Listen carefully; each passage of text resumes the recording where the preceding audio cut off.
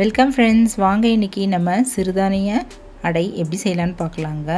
ரொம்ப டேஸ்டான இந்த குதிரைவாலி அடை நம்ம நைட் டின்னருக்கும் மார்னிங் பிரேக்ஃபாஸ்ட்டுக்கும் செய்து கொடுக்கலாங்க. அருமையான இந்த சிறுதானிய அடை நம்ம செரிமானத்துக்கு ரொம்ப நல்லதுங்க, டயபிட்டிஸ்க்கெலாம் ரொம்ப நல்லது. வாங்க இப்போது இந்த ருசியான ஈஸியாக செய்யக்கூடிய சிறுதானிய அடை எப்படி செய்யலான்னு பார்க்கலாம். குதிரைவாலி அடை. இப்போ குதிரைவாலி அரிசி ஒரு சின்ன கப்பு அளவு எடுத்துக்கலாங்க. அது ஒரு பாத்திரத்தில் போட்டுட்டு அந்த கப்புலேயே நம்ம ஒரு அரை கப் அளவு புழுங்கலரிசி, இட்லி அரிசி போட்டுடலாம். ஒரு 1/4 கப் அளவுக்கு கடலைப்பருப்பு, 1/4 கப் அளவு துவரம்பருப்பு, 1/4 கப் அளவு பைத்தம்பருப்பு, உளுத்தம்பருப்பு ஒரு 1/4 கப் அளவு போட்டுக்கலாங்க. இப்போ எல்லா பருப்பு போட்டுட்டு நம்ம ஒரு 4-5 வரமிளகாய் போட்டுட்டு தண்ணி ஊற்றிட்டு நல்லா கழுவிக்கலாம். கழுவி கீழே ஊற்றிட்டு இப்போது முழுகிற அளவு தண்ணி ஊற்றி நல்லா ஒரு 2 மணி நேரம் வரைக்கும் ஊற வச்சுக்கலாங்க.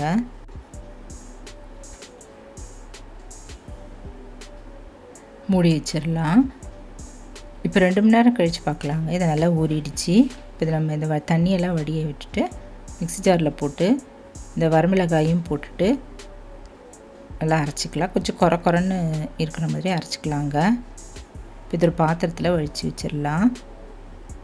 இப்போ இதில் தேவையான அளவு உப்பு ஒரு 3/4 டீஸ்பூன் அளவு போட்டுக்கலாங்க.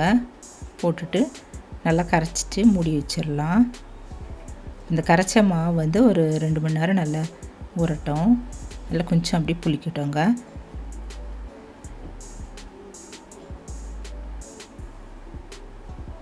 இப்போ இதுவும் நல்லா 2 மணி நேரம் கழித்து பார்க்கலாங்க. இதுவும் நல்லா புளிச்சிச்சு.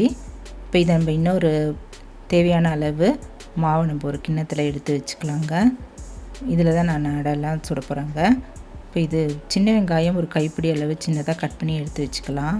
இஞ்சி, கருவேப்பிலை, கொத்தமல்லிலாம் கட் பண்ணி எடுத்து வச்சுக்கலாங்க. அடுப்பில் ஒரு கடாயை வச்சுட்டு கொஞ்சமாக எண்ணெய் ஊற்றிட்டு கடுகு ஒரு 1/2 டீஸ்பூன், பெருங்காயத்தூள் இதெல்லாம் போட்டுக்கலாம். கட் பண்ண வெங்காயம், இஞ்சி, கருவேப்பிலை, கொத்தமல்லி இதெல்லாம் போட்டுட்டு வதக்கிட்டு நம்ம எடுத்து வச்சுருக்கிற இந்த மாவில் போட்டுடலாங்க. போட்டு நல்லா கலக்கிட்டு இன்னும் கொஞ்சம் தண்ணி கூட இதில் ஊற்றிட்டு நம்ம கரைச்சிக்கலாம். தேவையான அளவு தண்ணி ஊற்றிட்டு நம்ம கரைச்சி எடுத்து வச்சிடலாங்க. இப்போ அடுப்பில் ஒரு தோசைக்கல் போட்டுட்டு அதில் கொஞ்சமாக ஆயில் ஊற்றிட்டு இது போல் தடவிக்கலாம். எல்லா இடமும் தேய்ச்சி விட்டுட்டு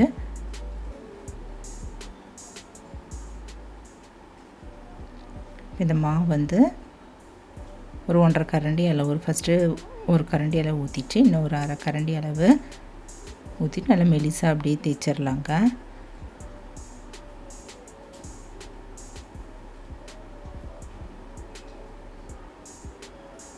நடுவில் ஒரு குழியை விட்டுட்டு அதில் கொஞ்சமாக எண்ணெயும் ஊற்றிக்கலாம். எண்ணெய் ஊற்றிட்டு சுற்றிலையும் கொஞ்சமாக எண்ணெய் ஊற்றிட்டு நல்லா இது ஒரு பக்கம் நல்லா வேகட்டுங்க. நல்லா செவக்க வேகட்டும்.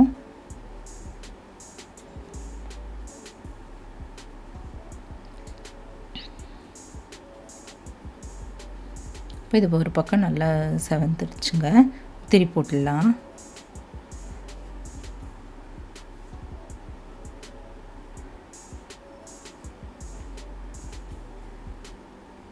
திருப்பி போட்டு இப்போ மேலேயும் சுற்றிலையும் எண்ணெய் ஊற்றிக்கலாங்க. ஊற்றிட்டு அதுவும் ஒரு 2-3 நிமிஷம் வரைக்கும் நல்லா வேகட்டும். நல்லா வேகணும், 2 பக்கமும் நல்லா வேகணும்.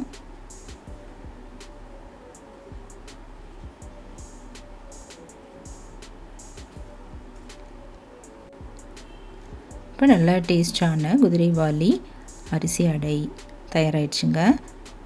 நம்ம இப்போ இதை எடுத்து வச்சுட்டு பிளேட்டில் எடுத்து வச்சிடலாம். எல்லாம் டைஜஷனுக்கு ரொம்ப நல்லதுங்க. நம்ம சின்னவங்க பெரியவங்க எல்லாருக்குமே இதை போய் செய்து கொடுக்கலாம். அருமையான இந்த குதிரைவாலி அடை, குதிரைவாலி அரிசி அடை நீங்களும் செய்து பாருங்கள். சிறுதானிய அடை இது போல் நம்ம எல்லா மாவையும் அடையாக சுட்டு எடுத்துடலாங்க.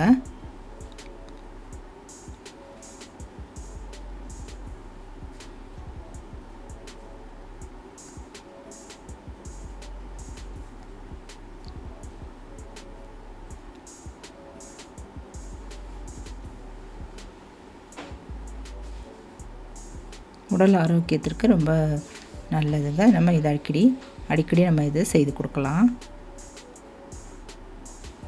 நீங்களும் இது போல் டேஸ்டான மில்லட் அடை ஒரு தடவை இது போல் ட்ரை பண்ணி பாருங்கள். இதுக்கு சைட் டிஷ்ஷாக நம்ம தேங்காய் சட்னி, பட்டர் கூட இதுக்கு கொஞ்சமாக ஒவ்வொரு அடைக்கு மேலேயும் எடுத்து வச்சு கொடுக்கலாங்க. அப்புறம் வெல்லமும் கொஞ்சமாக ஒரு கிண்ணத்துலேயும் பொடி பண்ண வெல்லம் எடுத்து வச்சு நம்ம சர்வ் பண்ணலாம். அருமையான இந்த குதிரைவாலி அடை நீங்களும் ட்ரை பண்ணி பார்த்துட்டு எப்படி இருக்குன்னு சொல்லுங்கள். இந்த வீடியோ பிடிச்சதுன்னா என்னுடைய சேனலான குக்கிங் வித் சித்ரா அன்பு சேனலை சப்ஸ்கிரைப் பண்ணிக்கோங்க. தேங்க்ஸ் ஃபார் வாட்சிங். நம்ம அடுத்த வீடியோவில் பார்க்கலாம். நன்றி, வணக்கம்.